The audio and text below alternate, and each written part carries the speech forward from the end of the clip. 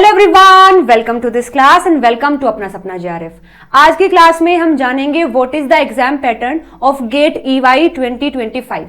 सो जिसने भी GATE EY का फॉर्म फिलअप किया है, यानी कि गेट इकोलॉजी एंड इवोल्यूशन का फॉर्म भरा है, उनके लिए वीडियो खास है, क्योंकि इसमें हम बात करने वाले हैं कि इस एग्जाम के अंदर कितने क्वेश्चंस आते हैं, कितने मार्क्स के आते हैं, क्वेश्चंस के टाइप क्या हैं, सिलेबस क्या है, पेपर कैसे होता है, नेगेटिव मार्किंग है या नहीं है, यानी एवरीथिंग अबाउट गेट ईवाई इस क्लास में हम बात करने वाले हैं। तो अगर आप भी इस बारे में जानना चाहते हैं तो वीडियो खास आपके लिए है। चलिए वीडियो को शुरू करते हैं और जानते हैं कि गेट ईवाई 2025 के बारे में सारी जानकारी। ये जो एग्जाम है इसको हर बार अलग अलग अथॉरिटीज कंडक्ट करती हैं। जितनी भी आईआईटीज हमारे भारत में हैं उनके पास अलग अलग ड्यूटीज आती हैं इस पेपर को कंडक्ट करने की। तो आपका एग्जाम जो कि गेट ईवाई 2025 में होने वाला है, या फिर गेट में जितने भी सब्जेक्ट्स आते हैं 2025 में, इस पेपर को जो कंडक्ट कर रहे हैं वो आईआईटी रुड़की है। जो यहाँ पर जो आईआईटी है वो इस पेपर को अब की बार कंडक्ट कर रही है। तो चलिए जानेंगे इसके बारे में। तो आपको पता ही होगा गेट का जो फुल फॉर्म है वो होता है graduate aptitude test in engineering 2025, और अब की बार इसको जो ऑर्गेनाइज कर रही है वो है Indian institute of technology Roorkee, यानी आईआईटी रुड़की अब की बार इस पेपर को कंडक्ट कर रही है। और इस वीडियो में जो हम बात करने वाले हैं वो गेट ईवाई के बारे में बात करने वाले हैं। ईवाई का मतलब है इकोलॉजी एंड इवोल्यूशन, ठीक है। सबसे पहले जानेंगे ये पेपर होता कैसे है। बेसिकली ये पेपर आपका मोड ऑफ एग्जामिनेशन क्या है, सीबीटी मोड में होता है, और पूरा पेपर जो है आपका इंग्लिश में आता है, हिंदी में नहीं आएगा। The test paper will be in English और कंप्यूटर बेस्ड टेस्ट यानी सीबीटी मोड में होता है, ठीक है। और अलग अलग सिटीज में होगा, वो आपको जब आप फॉर्म भरते हैं तो वो वहां पर दिखाया गया है कि किस किस सिटीज में एग्जाम हो रहा है। साथ में ड्यूरेशन क्या होता है, टाइम मतलब एग्जाम में आपको कितना टाइम मिलेगा, तो वहां आपको 3 आवर मिलते हैं, यानी 180 मिनट्स आपको मिलती हैं इस एग्जाम को कंप्लीट करने के लिए। कितने सारे सब्जेक्ट्स होते हैं, 30 सब्जेक्ट टोटल हैं जो कि गेट कंडक्ट करता है। इसमें हमारा ईवाई है, जैसे गेट एक्सेल है, गेट केमिस्ट्री के लिए है, फिजिक्स के लिए है, ऐसे ही गेट ईवाई है जो कि इकोलॉजी और इवोल्यूशन के लिए होता है। सेक्शन कितने होते हैं इसमें, एक तो जनरल एप्टीट्यूड होता है जिसको हम जीए बोलते हैं, और एक वो सब्जेक्ट होता है जो आपने चूज किया है। जैसे अगर आप गेट एक्सेल में हैं तो आपको बायोकेमिस्ट्री, बॉटनी, जूलॉजी मिल जाएंगे। अगर आप गेट ईवाई में हैं तो आपको इकोलॉजी इवोल्यूशन यहाँ आएगा, और जनरल एप्टीट्यूड ये आपके लिए एज अ कंपल्सरी पार्ट रहता है। जैसे हमारे CSIR नेट में भी पार्ट ए होता है, जनरल एप्टीट्यूड होता है, और ऐसे पार्ट बी और सी होता है। तो उसमें बी और सी हमारे सब्जेक्ट से होता है, पार्ट एक अलग पार्ट हो जाता है। ऐसे यहाँ पर आपको जीए भी मिलेगा, साथ साथ आपको जो सब्जेक्ट आपने सेलेक्ट किया है वो मिलेगा, ठीक है। आगे देखिए, यहाँ पर जो जनरल एप्टीट्यूड है वो 15 मार्क्स का आता है, और जो सब्जेक्ट आपने चूज किया है वो 85 का आता है, यानी टोटल गेट का जो एग्जाम है वो 100 मार्क्स का होता है, ठीक है। 100 मार्क्स आपको टोटल मिलेंगे, उसमें से 15 कैरी करता है जीए और बाकी 85 कैरी करता है आपका जो सब्जेक्ट है। और जो क्वेश्चंस आपको मिलेंगे वो या तो 1 मार्क के होंगे या 2 मार्क के होंगे। 1 से कम मार्क का कोई नहीं है, 2 से ज्यादा का कोई नहीं है, या तो मिनिमम 1 है और मैक्सिमम 2 है। तो आपको 1 और 2 मार्क्स के क्वेश्चंस ही मिलेंगे। अब इन क्वेश्चंस के टाइप अलग अलग हो सकते हैं। जैसे जो एग्जाम आपको मिलेगा उसमें आपको 3 टाइप के क्वेश्चन मिलेंगे, और वो भी किसमें होंगे, जो सब्जेक्ट आपने चूज किया है उसमें ये वेरिएशन है। जीए में सेम टाइप के क्वेश्चन मिलेंगे सारे, लेकिन जो सब्जेक्ट आपने चूज किया है, फॉर एग्जाम्पल ईवाई में आपने इकोलॉजी इवोल्यूशन किया है, तो जो इकोलॉजी इवोल्यूशन के जो क्वेश्चन है वो 3 टाइप के होंगे। ध्यान से समझिएगा। एक है मल्टीपल चॉइस क्वेश्चन, जिसमें मानो कोई भी एक क्वेश्चन है और यहां आपको 4 ऑप्शन दे दिए गए हैं, और इन 4 ऑप्शन में से केवल एक ही सही होगा बस। इसे बोलते हैं एमसीक्यू, मल्टीपल चॉइस क्वेश्चंस, यानी कि आपके पास चॉइस तो मल्टीपल है बट आंसर आपका कोई एक ही होगा। इसे बोलते हैं एमसीक्यू। एमएसक्यू क्या होता है, एमएसक्यू में मानो आपको ये सेम क्वेश्चन दिया है, लेकिन यहां पर आंसर एक भी सही हो सकता है, एक से ज्यादा भी हो सकते हैं।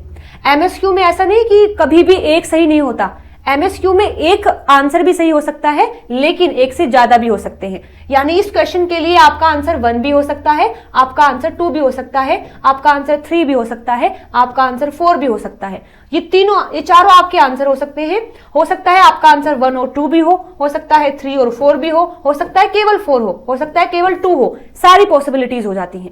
एमएसक्यू वो क्वेश्चंस होते हैं जिनमें आपके एक से ज्यादा आंसर, एक या एक से ज्यादा आंसर सही होते हैं, उन्हें बोलते हैं एमएसक्यू। तो ऐसे क्वेश्चन भी आते हैं। और थर्ड टाइप है न्यूमेरिकल आंसर टाइप, जिसको एनएटी क्वेश्चंस बोलते हैं। इसमें आपको न्यूमेरिकल मिलेगा और यहां पर इस तरीके से ब्लैंक मिलता है, यहां आपको खुद टाइप करना पड़ता है। आपको एग्जाम में ये फैसिलिटी प्रोवाइड की जाएगी कि आप टाइप कर सकते हैं। तो वहां पर आपको अपना आंसर सोल्व करके पूरा और फिर यहाँ टाइप करके लिखना होता है। तो ये 3 टाइप के क्वेश्चन आते हैं जो सब्जेक्ट आपने चूज किया है उसके अंदर, एमसीक्यू, एमएसक्यू और एनएटी। एमसीक्यू में 4 ऑप्शन मिलेंगे, कोई एक सही होगा फॉर श्योर। एमएसक्यू में एक भी सही हो सकता है, एक से ज्यादा भी सही हो सकते हैं। और एनएटी में आपको न्यूमेरिकल क्वेश्चन मिलता है जिसको आपको सोल्व करना होगा और फिर अपना आंसर आप टाइप करके लिखेंगे। मानो 921 आपका आंसर आया तो आप टाइप करके यहां पर लिखेंगे और वो बता के भी रखता है कि आपको कहां तक टाइप करना है। जैसे लिखा आता है कि टिल द डेसिमल 1, तो आपको डेसिमल के बाद 1 लिखना है। अगर आपने डेसिमल के बाद ये नहीं लिखा, मानो आपका आंसर आ गया है 1921 आ गया है और क्वेश्चन में मेंशन है कि डेसिमल के 1 प्लेस तक लिखना है, तो आपको डेसिमल लगा के 1 भी लिखना पड़ेगा। अगर खाली आपने 9 to 1 लिख दिया तो ये आपका आंसर गलत माना जाएगा। जो भी कंडीशंस आपको दी गई है उसके हिसाब से करना है। और नेगेटिव मार्किंग हाँ बिल्कुल होती है, लेकिन अकॉर्डिंग टू द क्वेश्चंस। जो एमसीक्यू क्वेश्चंस होते हैं उसमें नेगेटिव मार्किंग है, एमएसक्यू में नेगेटिव मार्किंग नहीं है और ना ही एनएटी में नेगेटिव मार्किंग है, बट एमसीक्यू में नेगेटिव मार्किंग होती है। जैसे देखो, for a wrong answer chosen in MCQs there will be a negative marking. अगर 1 मार्क का क्वेश्चन है, क्योंकि अभी हम देख के आए हैं आपको 2 ही पॉसिबिलिटी मिलेंगी, या तो 1 मार्क का क्वेश्चन है या तो 2 मार्क्स का है। तो अगर 1 मार्क का क्वेश्चन है वो भी एमसीक्यू, तो आपकी 1/3 mark will be deduced for a wrong answer, तो 1/3 की नेगेटिव मार्किंग है। अगर आपका 2 मार्क्स का क्वेश्चन है तो 2/3 की नेगेटिव मार्किंग है। एमसीक्यू के लिए कोई नेगेटिव मार्किंग नहीं है, there is no negative marking for wrong answers to MSQ and NAT questions. और बाद में एक पॉइंट और लिखा है जो सबसे जरूरी है, there is no partial marking in MSQ. इसका मतलब ये है कि मानो आपके पास ये सेम क्वेश्चन जो अभी मैंने बताया था ये है, और इस क्वेश्चन का आंसर है फर्स्ट और सेकंड, इसका आंसर है, लेकिन आपने फर्स्ट तो लिख दिया है, 2 को नहीं लगाया, तो आपको नंबर नहीं मिलेंगे। हाँ, नेगेटिव मार्किंग भी नहीं होगी, लेकिन कुछ नंबर भी नहीं मिलेंगे। जब आप 1 और 2 पर टिक करेंगे तभी आपको मार्क्स मिलेंगे। ऐसे जैसे मानो ये सेम क्वेश्चन है और उसमें 3 ऑप्शन सही हैं, लेकिन आपने फर्स्ट और सेकंड तो चूज कर दिया, थर्ड आपको नहीं लगा कि होना चाहिए, आपने नहीं लगाया, लेकिन थर्ड भी आंसर है, तो ऐसा नहीं कि आपको हाफ मार्क्स मिल जाएगा, इसमें आपको एक भी नंबर नहीं मिलेगा और कोई नेगेटिव मार्किंग भी नहीं होगी। सो जो एनएटी है जिनमें आपको लिखना होता है, जैसे मानो आंसर आपका 9 to 1.1 है, लेकिन आपने लिख दिया 9 to 1, तो इसमें आपको नंबर नहीं मिलेंगे, लेकिन कोई नेगेटिव मार्किंग भी नहीं होगी। हाँ, एमसीक्यू में नेगेटिव मार्किंग है। अगर 1 नंबर का क्वेश्चन है तो 1/3 नेगेटिव मार्किंग है, अगर 2 नंबर का है तो 2/3 का नेगेटिव मार्किंग है। तो एमसीक्यू में नेगेटिव मार्किंग है, बट एमएसक्यू और एनएटी टाइप क्वेश्चंस में नेगेटिव मार्किंग नहीं है। ठीक है, चलिए आगे बढ़ते हैं। सो जो पेपर कोड है इसमें ना अलग अलग कोड दिए गए हैं। मैंने आपको अभी बताया था कि टोटल 30 सब्जेक्ट्स हैं जो गेट कंडक्ट करता है, उसमें से अलग अलग जो आपके पेपर्स हैं उनको कोड दिए गए हैं, अलग अलग सब्जेक्ट्स को कोड दिए गए हैं। तो यहाँ पर जो CY है, DA है, EY है, MA है, PH है, ST है, इन सभी का जो कोड है उसमें हमारा EY वाला है। इस कोड के एग्जाम में आपके पास 2 सेक्शन होंगे, एक GA का होगा जो 15 मार्क्स का है और एक आपके सब्जेक्ट वाला होगा जो कि 85 का है। तो टोटल मार्क्स आपके 100 हो गए हैं और टोटल टाइम आपका 180 हो गया है। कुछ एग्जाम्स ऐसे होते हैं जिनमें कंपल्सरी सेक्शन आता है, जैसे यहीं पर अगर मैं आपको एग्जाम्पल दूं गेट एक्सेल का, तो गेट एक्सेल में GA आता है और केमिस्ट्री भी आती है, और ये कंपल्सरी पार्ट है, ये आपको छोड़ना नहीं है, आप क्वेश्चन सोल्व करोगे। हाँ, ये अलग बात है आपको नहीं आता तो ठीक है, बट ये करना होता है। और फिर यहां से बाकी जो मार्क्स बचे हैं वो आपको जो आप सब्जेक्ट चूज करते हैं वहां से मिलता है। टोटल करके ये भी 100 ही होगा, 100 से एक्सीड नहीं करेगा, बस यहाँ के जो मार्क्स है वो आधे यहाँ आ जाएंगे। लेकिन EY वाला जो सेक्शन होता है उसमें ऐसा नहीं है, या फिर इस कोड में जो भी इस कोड के जो एग्जाम्स हैं उनमें कंपल्सरी सेक्शन नहीं होता है। बस 15 मार्क्स का आपका GA है, जनरल एप्टीट्यूड है, और बाकी 85 का आपका इकोलॉजी और एवोल्यूशन है। दोनों को मिलाकर के 100 मार्क्स का आपका पेपर रहेगा और टाइम वही आपके पास 180 मिनट्स यानी 3 आवर रहेंगे। ठीक है, तो ये बातें भी आपको याद रखनी है। इसके बाद बात कर लेते हैं सिलेबस की। तो जो भी एग्जाम के बारे में है वो मैंने आपको बता दिया है, कितने क्वेश्चंस आते हैं, कितने मार्क्स के आते हैं, टाइप्स क्या क्या है, नेगेटिव मार्किंग है या नहीं है, टाइम कितना है और क्वेश्चंस के टाइप कैसे कैसे हैं, सब हमने पढ़ लिया है। अब बात कर लेते हैं EY के सिलेबस के बारे में, और यहां पर मैं आपको syllabus CSIR net life science से थोड़ा रिलेट करके बताऊंगी कि कितना पोर्शन ऐसा है जो गेट EY में और CSIR नेट लाइफ साइंस की जो 2 यूनिट हैं 10th और 11th यानी इकोलॉजी एंड एवोल्यूशन, उनमें कितना कॉमन है और कितना डिफरेंट है। ठीक है, तो देखिएगा जो इकोलॉजी एवोल्यूशन है इसमें टोटल 5 सेक्शन होते हैं। 5 section according to the syllabus, syllabus को 5 सेक्शंस में डिवाइड किया गया है। सबसे पहला जो सेक्शन है वो इकोलॉजी का है और यहां से लगभग आपका ये पूरा सिलेबस जो है CSIR नेट लाइफ साइंस की 10th यूनिट यानी इकोलॉजी से मैच करता है। जैसे यहां पर फंडामेंटल कॉन्सेप्ट जिसमें कि एबायोटिक और बायोटिक कंपोनेंट्स आ जाएंगे, स्केल्स आ जाएंगे, निश आ जाएगा और हैबिटेट आ जाएगा।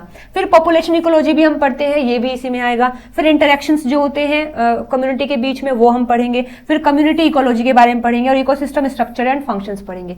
तो ये सेक्शन पूरा जो है ये सिमिलर है CSIR नेट लाइफ साइंस का जो यूनिट नंबर 10th है यानी इकोलॉजी, उससे ये पूरा मैच करता है। तो यदि आप वहां पर ये पढ़ रहे हैं तो इसके लिए भी काफी है। अच्छा, सेकंड जो सेक्शन है, सेकंड सेक्शन में CSIR नेट लाइफ साइंस के लिए जो यूनिट नंबर 11th है यानी इवोल्यूशन, उससे मैच करता है। चलो देखते हैं कौन कौन सा है। हिस्ट्री ऑफ इवोल्यूशनरी थॉट्स जिसमें लेमार्किज्म, डार्विनिज्म आ जाएगा, मॉडर्न सिंथेसिस आ जाएगा, ये पढ़ेंगे। फिर फंडामेंटल्स है, डाइवर्सिटी ऑफ लाइफ है, लाइफ हिस्ट्री स्ट्रेटेजीज है, इंटरेक्शंस है, पॉपुलेशन एंड क्वांटिटेटिव जेनेटिक्स है और मॉलिक्यूलर इवोल्यूशन एंड फाइलोजेनेटिक्स है और मैक्रो इवोल्यूशन है। तो ये लगभग पार्ट जो है CSIR नेट का है सेकेंड सेक्शन में। अब बात कर लेते हैं थर्ड की, यहां से चीजें थोड़ी सी अलग हो गई हैं। तो थर्ड सेक्शन जो है इसमें मैथमेटिक्स एंड क्वांटिटेटिव इकोलॉजी आ जाएगी, जिसमें हम जो यूनिट नंबर 13 है अपने CSIR नेट की जो यूनिट नंबर 13 है जिसमें हम पढ़ते हैं मीन, मीडियन, स्टैंडर्ड डेविएशंस, वो वाला पार्ट थोड़ा यहाँ पर आएगा जिसमें कि आपको पढ़ना है। ठीक है, इसके बाद स्टैटिस्टिकल हाइपोथेसिस टेस्टिंग जिसमें कि हम एनोवा पढ़ते हैं, टाइप 1 टाइप 2 एरर पढ़ते हैं। ठीक है, और काई स्क्वायर टेस्ट पढ़ते हैं, टी टेस्ट पढ़ते हैं, ये सब भी 13th यूनिट के हैं। तो आप कह सकते हैं 13th यूनिट का जो स्टैटिस्टिक्स वाला पार्ट है वो यहाँ थर्ड सेक्शन में आया है, तो ये भी आपको पढ़ना पड़ेगा। अगेन आप 13 यूनिट को टारगेट करेंगे तो वो आपका CSIR नेट के लिए भी हो जाएगा और यहां इसके लिए भी हो जाएगा। ठीक है, सेक्शन 4 की अगर बात कर रहे हैं तो इसमें बिहेवियर इकोलॉजी आ जाती है, जैसे कि क्लासिकल इकोलॉजी है, सेंसरी इकोलॉजी है, फॉरेजिंग इकोलॉजी है, रिप्रोडक्शन है और सोशल लिविंग है। इसमें से भी कुछ टॉपिक ऐसे हैं जो आपके CSIR नेट में आते हैं, जैसे कि जो ऑप्टिमल फॉरेजिंग थ्योरी है ये नेट का हिस्सा है। ठीक है, तो कुछ पार्ट यहां से भी ऐसे हैं जो नेट के अंदर कॉमन है, लेकिन सारे नहीं, कुछ। इसके बाद जो 5th वाला सेक्शन है इसमें अप्लाइड इकोलॉजी एंड इवोल्यूशन आ जाता है। ये वाला पार्ट होल्ड करता है जैसे जो अपनी यूनिट नंबर 9 है डाइवर्सिटी इन लिविंग ऑर्गेनिज्म, वहां से ये आएगा। जैसे देखो बायोडाइवर्सिटी एंड कंजर्वेशन, ये हम कहाँ पढ़ते हैं, 9th में पढ़ते हैं, तो वो पार्ट यहाँ आएगा। Importance of conserving biodiversities, ecosystem services, threat of biodiversity, जो इन्वेजिव स्पीसीज है, इन सीटू कंजर्वेशन है, एक्स सीटू है, ये सब इसी में आ जाएंगे। ठीक है, इसके बाद डिजीज इकोलॉजी एंड एवोल्यूशन, इसकी वजह से जो डिजीज होती हैं उनके बारे में आपको पढ़ना है, यहाँ पर दिए गए हैं। और लास्ट में है ग्लोबल क्लाइमेट चेंज, इनके क्या कॉजेज हैं, कॉन्सिक्वेंसेज क्या हैं और इनका क्या इफेक्ट होगा। तो ये आपका सारा सिलेबस है जो कि 5 सेक्शंस में आ जाएगा। अच्छा, अगर जीए की बात करें तो जीए में एक वर्बल होता है, एक नॉन वर्बल होता है। जो नॉन वर्बल वाला पार्ट है वो सेम जो CSIR नेट का पार्ट ए होता है उसी के जैसा है, टॉपिक लगभग बराबर है, थोड़ा सा क्वेश्चन का लेवल चेंज हो सकता है, टफ और इजी में आ सकता है, थोड़ा सा घुमा करके दे सकते हैं, बट सिलेबस लगभग सेम है। और वर्बल वाले पार्ट में थोड़ा सा आपका इंग्लिश वाला जो है सेक्शन आ जाता है, वो आपको अलग से देखना पड़ेगा। तो यहाँ मैंने आपको गेट के बारे में सब कुछ जानकारी दी है, गेट EY के बारे में।